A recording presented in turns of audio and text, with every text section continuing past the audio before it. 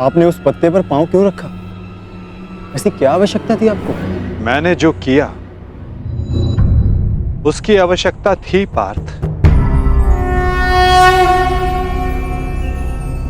और अब जो मैं करने जा रहा हूं उसकी भी आवश्यकता है। परंतु मैं ऐसा करना नहीं चाहता था पार्थ। ये सत्य है कि बारबरीक के ये 3 बाण अमोघ हैं। ये हमारे लिए शुभ समाचार है ना माधव? हाँ, परंतु धर्म के लिए ये सबसे अशुभ समाचार है विकोदर।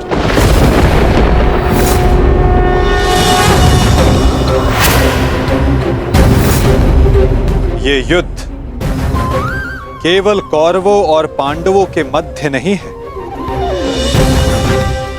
ये युद्ध धर्म और अधर्म के मध्य है। ये युद्ध पाप और प्रतिज्ञा के मध्य है। ये युद्ध श्राप और श्रापितों के मध्य है।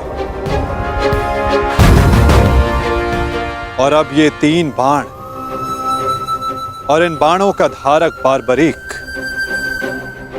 हमारे लिए सबसे बड़ी समस्या बन चुका है।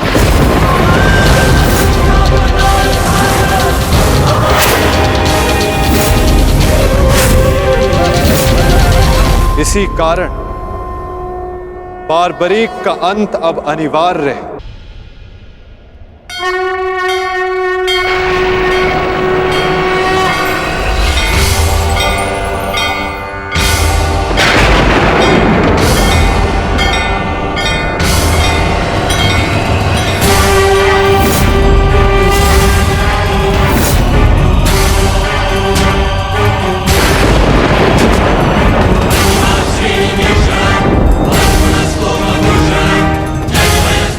नहीं,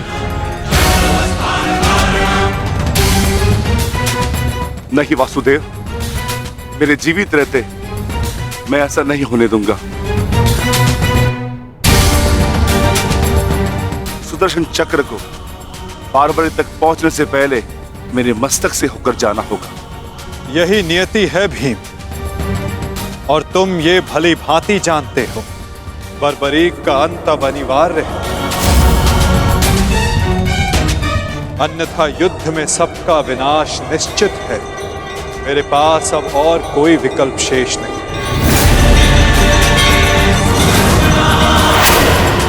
मुझे बारबरीक का अंत करना ही होगा।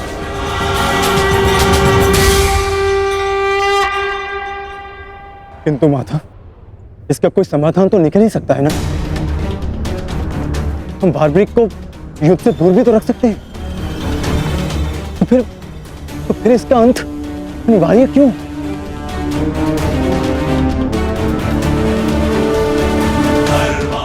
मैं अपने पुत्र को इसी क्षण जाने का आदेश दे दूंगा। मेरी आपसे विनती है प्रभु, मेरे पुत्र को उस कर्म का दंड मत दीजिए जो उसने अभी तक किया ही नहीं। मेरे पुत्र पर सुदर्शन चक्र का प्रयोग ना करें वासुदेव, मेरी विनती है आपसे।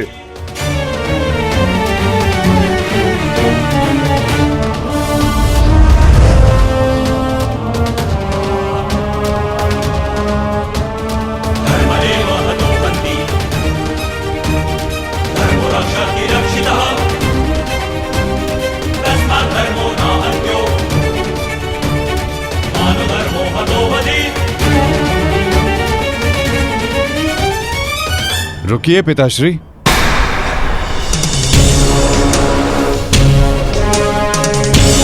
मैं यहां खाली हाथ लौटने नहीं आया था पिताश्री, मुझे इस युद्ध में भाग लेना ही है। मौन रहो तुम, तुम्हें अनुमान भी है तुम क्या बोल रहे हो? कदाचित मैं दृष्टा कर रहा हूं पिताश्री, परंतु मैं एक योद्धा भी हूं, और एक सच्चा योद्धा युद्ध भूमि से विजय प्राप्त करके लौटता है या वीर गति पाकर।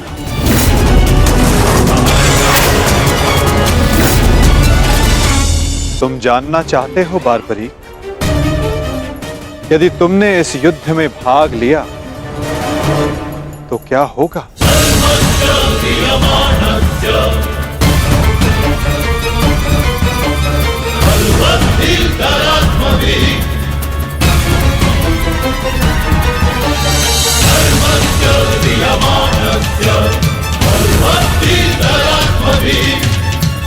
तो देखो,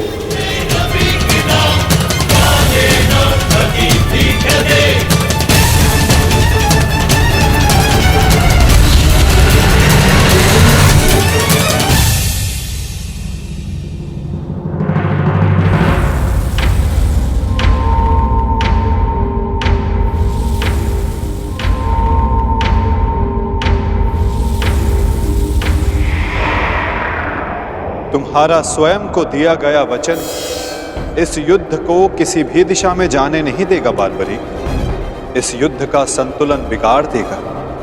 तुम निश्चित रूप से आरंभ में पांडवों के पक्ष में रहोगे, क्योंकि आरंभ में पांडव कौरवों से निर्बल होंगे, परंतु शीघ्र ही ये परिस्थिति बदल जाएगी बार्बरीक।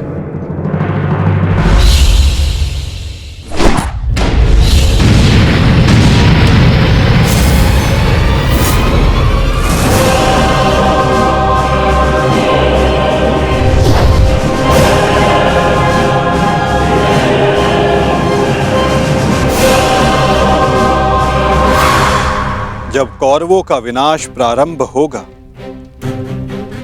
तो शीघ्र ही पांडवों का पलड़ा कौरवों से अधिक भारी हो जाएगा और तुम अपने वचन के कारण संतुलन बनाए रखने के लिए अपना पक्ष छोड़कर कौरवों के पक्ष में चले जाओगे और उसके पश्चात तुम पांडवों पर प्रहार करने लगोगे। और इसी कारण इस युद्ध का संतुलन बिगड़ जाएगा।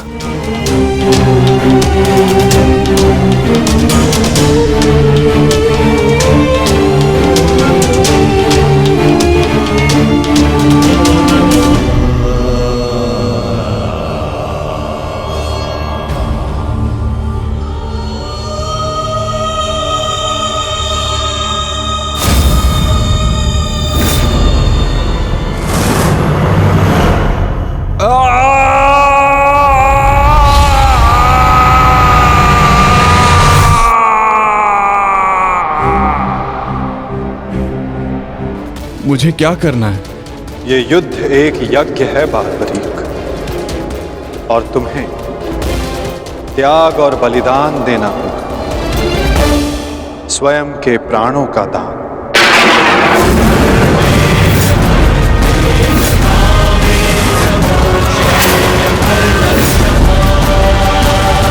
नहीं पौत्र, नहीं। नहीं माता, आप ही कहते हैं ना प्रभु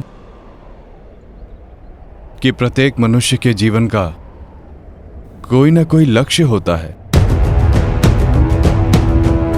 मेरी बस एक ही इच्छा थी कि मैं भी इस युद्ध में भाग लूं।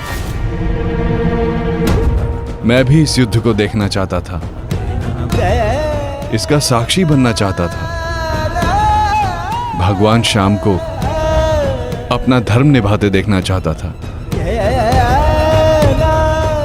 क्या मेरी ये इच्छा अधूरी रह जाएगी? मैं वचन देता हूं बार्बरीक, इस युद्ध का साक्षी बनने की तुम्हारी इच्छा मैं अवश्य पूर्ण करूं। मैं घटोत्कच पुत्र महाबली भीम पौत्र बर्बरीक स्वेच्छा से अपना शीश भगवान कृष्ण के चरणों में भेंट करता हूं।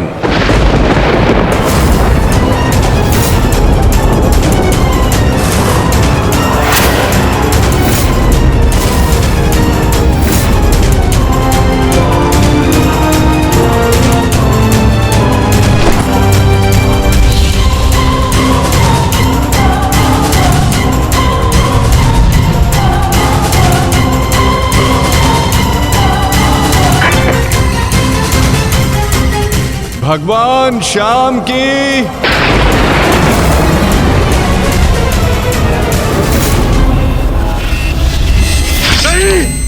पुत्र बार्बरीक, मेरे पुत्र की कामना थी इस युद्ध का साक्षी बनने की, वो भी अधूरी रह गई। उसने स्वयं के साथ भी अपनी अंतिम कामना का भी अंत कर लिया। नहीं घटोत्कच, ये अंत नहीं, प्रारंभ है। बार्बरीक की अंतिम इच्छा अवश्य पूर्ण होगी।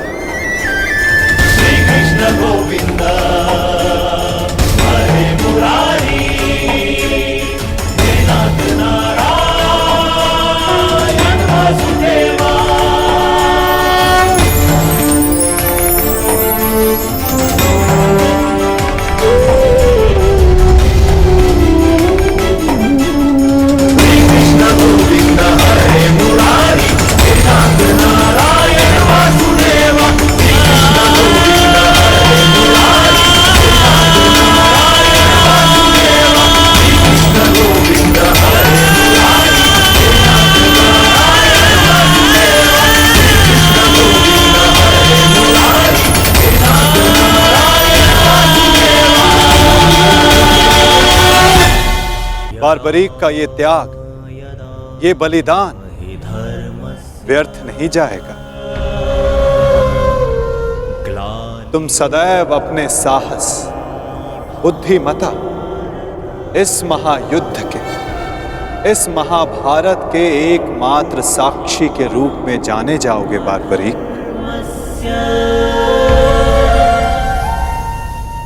संसार तुम ही से जानेगा कि इस महायुद्ध में जो कुछ भी हुआ धर्म के अनुसार हुआ, और इस संसार के अंत तक तुम इस धर्म युद्ध के साक्षी रहोगे बार्बरीक। तुम्हारे इस निस्वार्थ बलिदान के लिए तुम्हें सदा आदर दिया जाएगा बार्बरीक, और तुम्हारी खाटू श्याम के नाम से पूजा की जाएगी।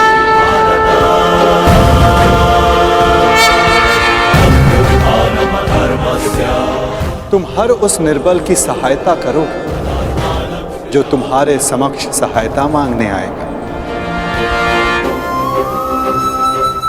वीर बार्बरीक, तुम अपने साहस के लिए जाने जाओगे, महाभारत के निर्णायक के रूप में जाने जाओगे, शीश दानी के रूप में जाने जाओगे।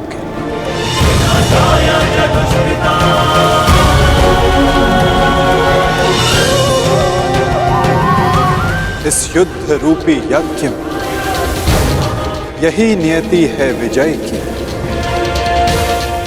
विजय बलिदान मांगती है, विजय दान मांगती है।